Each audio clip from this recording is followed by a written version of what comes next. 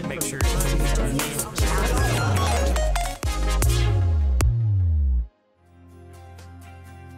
Hello and welcome into this week's edition of AFMC TV. Thank you for joining us. We are talking today about the benefits of being outside. And joining me today is Dr. Beth Milligan, one of our doctors here on staff at AFMC. How are you? I'm doing really well. Good. Well, so we are, now's the season. Everyone looks forward to the summer season and being outside. Sure. Yes, we've been cooped up inside for too long. So let's talk about some of the benefits, maybe first of all, of just gardening and being outside and having your hands in the dirt and producing vegetables or trying to. That's a very good question. I actually was out in my garden checking on it before I came today, and I just pulled 2 ticks off the back of my neck while I was doing it. True story. You know, being outside is just, in the nature, it's just very magical. Mm-hmm. There's something about it that I don't know that we can always figure out, but there's actually been studies that have shown that people who spend more time outdoors in nature have better health than those that stay inside all the time. I believe it. The fresh air, the natural vitamin D, just that connection with the earth. That makes sense. You know, people are more active when you're outside usually. So if you're gardening, you're out working in the garden, so you're getting the benefits of the physical activity that you wouldn't normally get. So there's advantages to that because you're just more active. And they've also found that you tend to be more mentally sound. You're more at peace than you normally would be, and you're probably thinking more about the moment that you're in. So it's a lot better on things like blood pressure, and even diabetics have been found to have much better health when they spend more time things like gardening. Okay. And I would think too, you're nurturing. Yes. And they're kind of with that comes a sense of purpose. Absolutely. And as I said, it's more of a calming focus. So you're not thinking about being hurried or all the things that keep us stressed out in the daytime. We actually stop and we work on that particular plant. For me, it's pulling the weeds around the plants, but that's exercise, which I normally wouldn't get if I wasn't in my garden.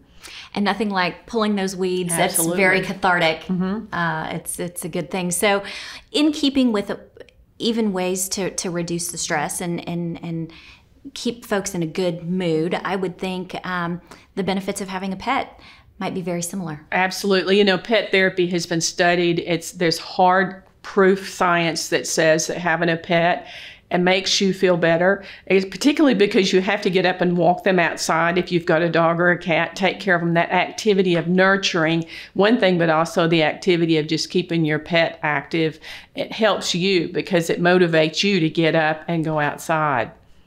What do you say to the people who say, oh, but I live in Arkansas, it's so hot and the humidity is so bad? That's a good question.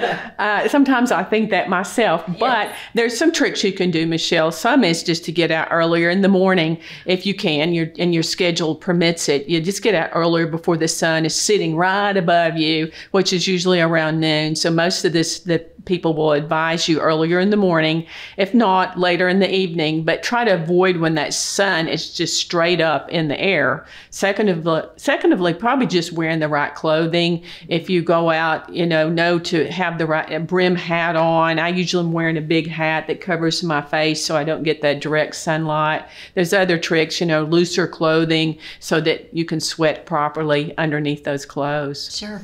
Have you heard anything along the lines? I've heard sometimes it's recommended that you take your shoes and socks off and you just get your feet in the grass. Something about that grounding.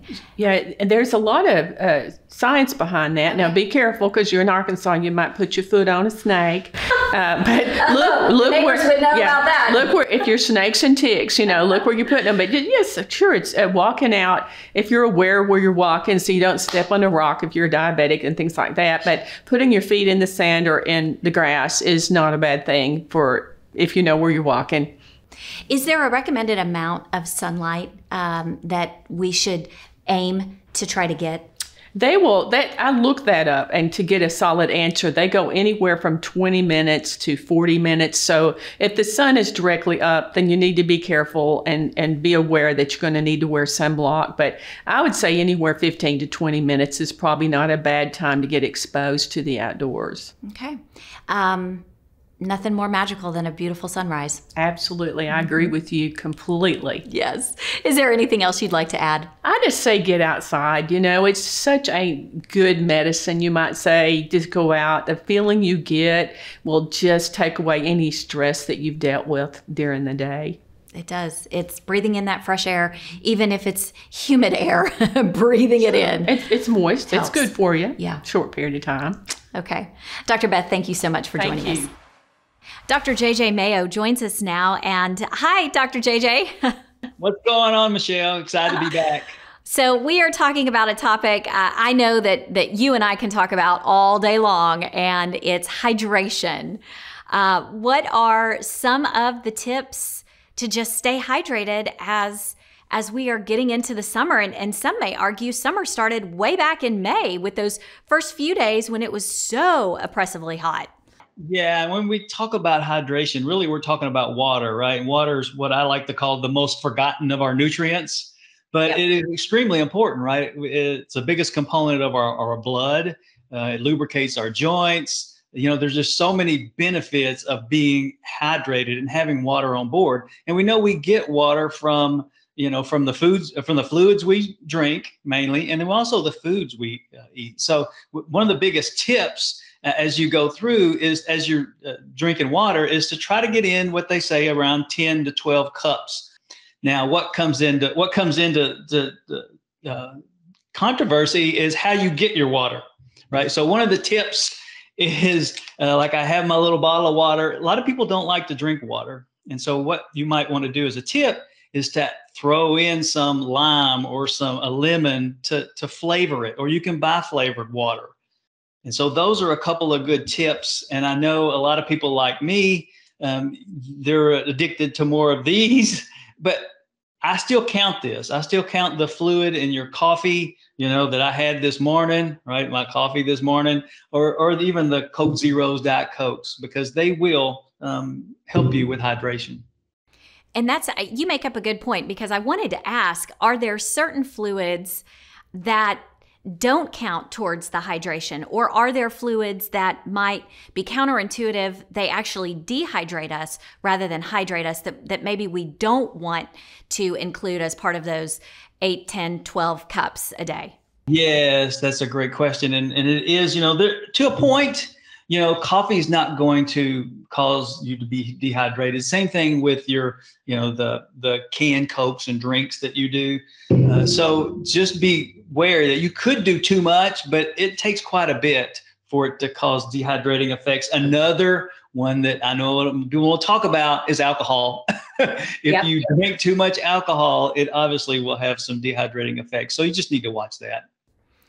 So if we are exercising in the heat, some great ways to stay hydrated. And maybe the better question is, at what point do we need to start hydrating? Because by the time we're thirsty, aren't those horses already out of the gate? Yeah, so that's a good point. A lot of times when you're exercising out in the heat, it depends on how long you're exercising. You know, if you're just going like you're gardening, you know, you're just doing activity outside and you're out there for maybe under an hour, you could probably get away with not doing any fluid. But over time, if you're out there for several hours, it can get, you know, past you and you realize, oh my gosh, I'm starting to feel bad. I have a headache. Then you got to the point where you're dehydrated, you know, too much.